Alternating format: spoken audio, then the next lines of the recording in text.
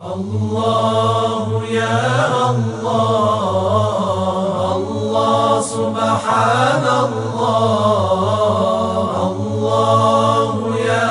الله الله حمدا لله. اعوذ باللہ من الشیطان الرجیم. بسم اللہ الرحمن الرحیم. الحمد للہ رب العالمین والصلاة والسلام علی اشرف الانبیاء والمرسلین وآلہ الطیبین الطاہرین المعصومین. عزیزان گرامی، قرآن نے اور روایات نے کس طرح مسئلے کو اشکار کیا، کس طرح معاد کو ہمارے لیے روشن کیا ہے، اور کس طرح یہ ہماری ہدایت کا سبب ہے. ان آیتوں کی تلاوت، ان آیتوں کی قراءت، ان میں غور و خوض، ان میں توجہ کرنا، یہ انسان کی ہدایت کا سبب ہے. عزیزان گرامی، اور انسان جو غفلت میں مبتلا ہیں، کس طرح مبتلا ہیں، غفلت کے پردے کو کس طرح انسان سے ہٹاتا ہے، یہ قرآن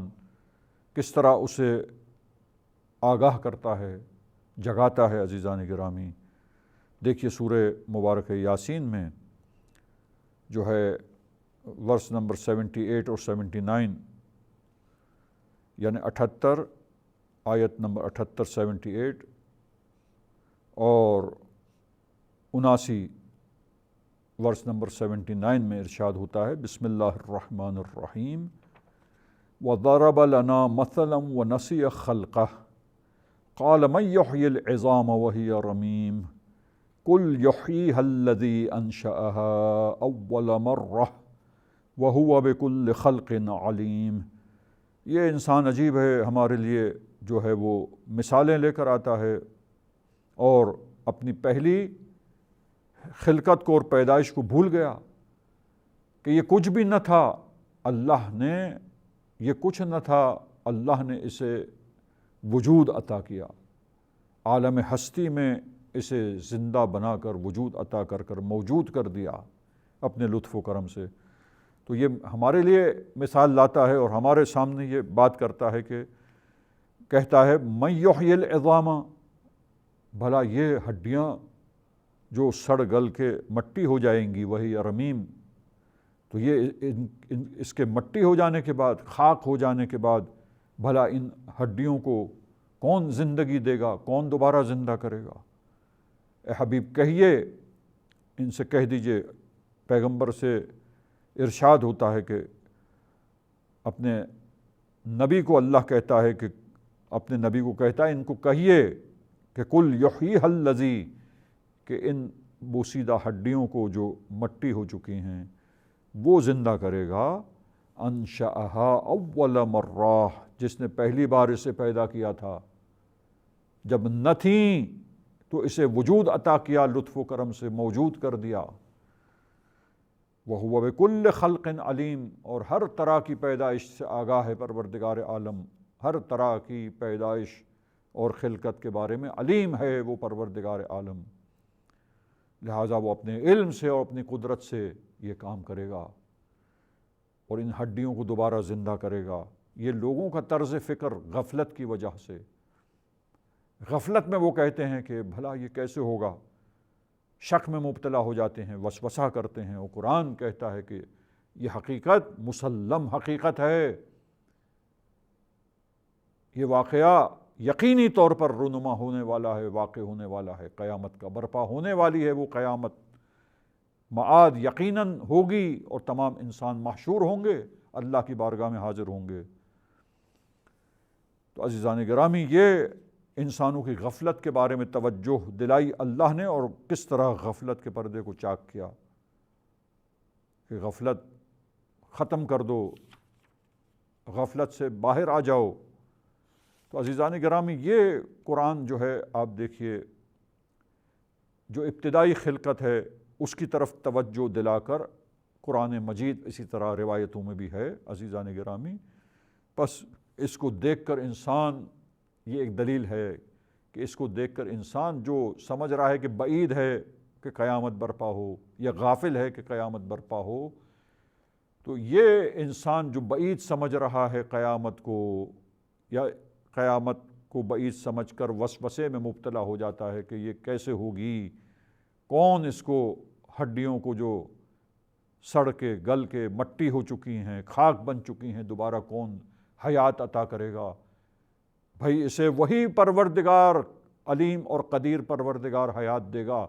کہ جب کچھ بھی نہ تھا تو اللہ نے اسے پہلی حیات دی۔ لہٰذا اپنی پہلی خلقت کو جب انسان یاد کرتا ہے تو یہ مسئلہ روشن ہو جاتا ہے کہ اس پروردگار عالم نے جو ہمارا خالق ہے،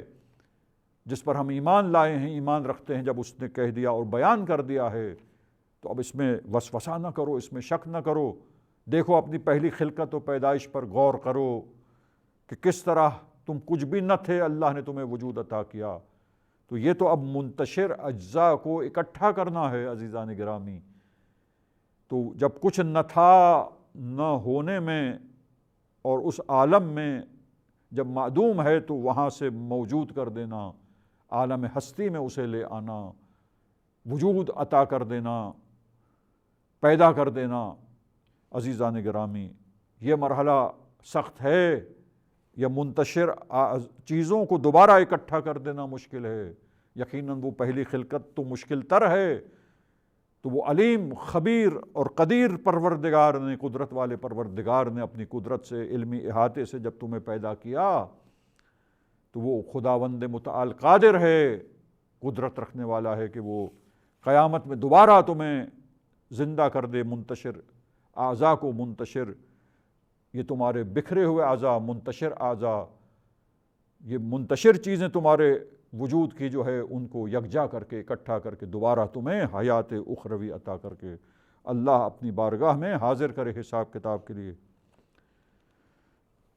تو یہ دلیل ہے عزیزان گرامی۔ یہ اور اس کے علاوہ آپ دیکھیے کہ اللہ تعالیٰ اپنی قدرت، جو وسیع قدرت ہے، اس کو بتاتا ہے۔ لہٰذا پہلی چیز اللہ نے توجہ دلائی دلیل کے طور پر قرآنی آیات میں، روایات میں بھی ہے عزیزان گرامی، کہ پہلی خلقت پہ غور و فکر کریں تو انسان کا یقین اور عقیدہ اس بارے میں پختہ اور محکم ہو جاتا ہے۔ دوسری بات یہ کہ عزیزان گرامی، ہم نے کہا کہ عقلی دلیل کے ساتھ ساتھ ان تمام پہلوؤں پر دلائل کے طور پر اس کو اکٹھے رکھیں، ساتھ ساتھ رکھیں اور دیکھیں کہ اللہ تعالیٰ کی قدرت پر جب انسان ایمان لاتا ہے اور اس کی قدرت پر یقین رکھتا ہے تو اس کی وسیع اور بے انتہا قدرت، جس کی کوئی انتہا نہیں ہے، کوئی محدودیت نہیں ہے، تو پھر وہ قادر پروردگار جس پر انسان ایمان لاتا ہے، معرفت حاصل کرتا ہے اپنے رب کی، کہ وہ قدیر اور زبردست قدرت رکھنے والا پروردگار ہے۔ عزیزان گرامی، پہلی بات کے ساتھ اسی کو میں قدرت کو متصل کر رہا ہوں، اشارہ کیا، اور پھر دیکھیے آیت میں آپ کے سامنے بیان کرتا ہوں۔ سورہ مبارک احقاف کی آیت 33 میں ارشاد ہوتا ہے، بسم اللہ الرحمن الرحیم، اولم یروا ان اللہ الذی خلق السماوات والارض ولم یعیا بخلقہن بقادر علی ان یحیی الموتى بلا انہ علی کل شیء قدیر۔ کیا انہوں نے نہیں دیکھا کہ اللہ تعالیٰ نے آسمانوں کو اور زمین کو خلق کیا، اس پوری اتنی وسیع کائنات کو، اتنی بڑی کائنات کو، اتنے بڑے عالم کو اپنی قدرت سے پیدا کیا ہے، اور اس کو پیدا کرنے کے بعد وَلَمْ يَعْيَا بِخَلْقِهِنَّ، اس کو پیدا ہو کر کے کوئی تھکا نہیں ہے، اس کو پیدا کر کر عاجز نہیں آیا ہے، تھکاوٹ کا شکار نہیں ہوا ہے۔ تو وہ جو اپنی قدرت سے ہر شے کو خلق کرتا ہے عزیزان گرامی، تو وہ اللہ جس نے آسمان و زمین کو خلق کیا، وہ یقیناً وہ قادر ہے، بقادر علی ان یحیی الموتى، تو پھر وہ مردوں کو بھی زندہ کرنے پر قادر ہے۔ تو جب تم آسمانوں اور زمین کی خلقت اور اللہ کی قدرت کی طرف غور کرو گے کہ وہ زبردست قادر پروردگار ہے، تو پھر تم سمجھو گے کہ وہ پروردگار جو ہے جس نے ان سب کو اپنی قدرت سے خلق کیا اور تھکا نہیں ہے، تو وہ پروردگار قادر ہے کہ میت کو بھی زندہ کر دے۔ تو یقیناً اللہ تعالیٰ جو ہے ہر شے پر قدرت رکھنے والا ہے۔ یہ دلائل کے طور پر ہم آپ کی خدمت میں بیان کر رہے ہیں باتوں کو، دلائل کا سلسلہ جس سے معاد کے بارے میں انسان یقین حاصل کرتا ہے اور اس عقیدے پر ایمان رکھتا ہے، ایمان لاتا ہے۔ عزیزان گرامی، تیسری چیز آپ دیکھیے کہ بہترین طریقے سے قرآن نے توجہ دلائی ہے کہ انسان اگر اس حقیقت کی طرف غور کرے، توجہ کرے، تو معاد کے مسئلے پر انسان کے لیے یقین حاصل کرنا اور اس مسئلے پر ایمان لانا انسان کے لیے بہت آسان ہے ان دلیلوں کی بنیاد پر۔ اور وہ کیا ہے عزیزان گرامی؟ اللہ تعالیٰ دیکھیے بیان کرتا ہے اور چند جگہوں پر توجہ دلاتا ہے اس بارے میں۔ ہم مثال کے طور پر سورہ مبارک فاطر کی آیت 9 ورس نمبر 9 کو پیش کرتے ہیں آپ کی خدمت میں۔ بسم اللہ الرحمن الرحیم، واللہ الذی ارسل الریاح فتثیر سحابا فسقناہ الی بلد میت فاحیینا بہ الارض بعد موتہا کذالک النشور، کہ اللہ وہ ہے کہ جس نے ہواؤں کو بھیجا، ہواؤں کو چلایا، لہٰذا وہ بادلوں کو ایک طرف ہوائیں لے کر چلتی ہیں، اور جب وہ بادلوں کو ایک طرف لے کر چلتی ہے ہوائیں اور ایک جگہ وہ بادل پہنچتے ہیں ہواؤں کی بنا پر اور یکجا ہو جاتے ہیں، اکٹھے ہوتے ہیں، تو پھر اللہ تعالیٰ کہتا ہے کہ ہم نے ان ہواؤں کی بدولت ایک خاص جگہ کو، ایک خاص علاقے کو، ایک خاص بلد کے جو میت ہے، دیکھیں آپ، بلد میت یعنی وہ زمین جو مری ہوئی ہے، یعنی کیا اس میں سبزہ نہیں ہے، یعنی کیا وہ زمین بنجر ہے، وہ زمین سرسبز نہیں ہے، تو وہ مردہ زمین ہے۔ تو اس بلد میت کی طرف دیکھو کہ بادل کس طرح پہنچتے ہیں، ہوائیں جب چلتی ہیں بادلوں کو لے کر ایک جگہ اکٹھا کرتی ہیں، ایک جگہ بادلوں کے جمع ہونے کا سبب بنتی ہیں، اللہ ان ہواؤں کے ذریعے بادلوں کو ایک جگہ جمع کرتا ہے وہ بلد میت پر، اور پھر اس کے اوپر فَأَحْيَيْنَا بِهِ الْأَرْضَ بَعْدَ مَوْتِهَا، تم دیکھو غور کرو کہ یہ زمین کسی زمانے میں یہاں سبزہ تھا، سرسبز تھی، لیکن سبزہ ختم ہو گیا، بنجر ہو گئی، مردہ زمین ہو گئی، لیکن پانی جب برسا آسمان سے، بادلوں سے، اللہ نے جب پانی برسایا، اللہ کہتا ہے فَأَحْيَيْنَا بِهِ الْأَرْضَ بَعْدَ مَوْتِهَا، یہ مردہ زمین کو دیکھو ہم نے کیسے زندہ کر دیا، اس میں تمہارے لیے نشانیاں ہیں، غور کرو، توجہ کرو کہ وہ زمین جو مردہ کر دی اللہ نے، جس میں سبزہ ختم ہو گیا، بنجر ہو گئی، اس کے مردہ ہونے کے بعد دوبارہ کیسے اللہ نے اس زمین کو پانی کے ذریعے زندگی عطا کر دی، دوبارہ کیسے دوبارہ حیات عطا کر دی، یہ نشانیاں ہیں۔ تو تمہاری موت کے بعد بھی جب تم میت ہو جاؤ گے، مر جاؤ گے، تو تمہارے مرنے کے بعد بھی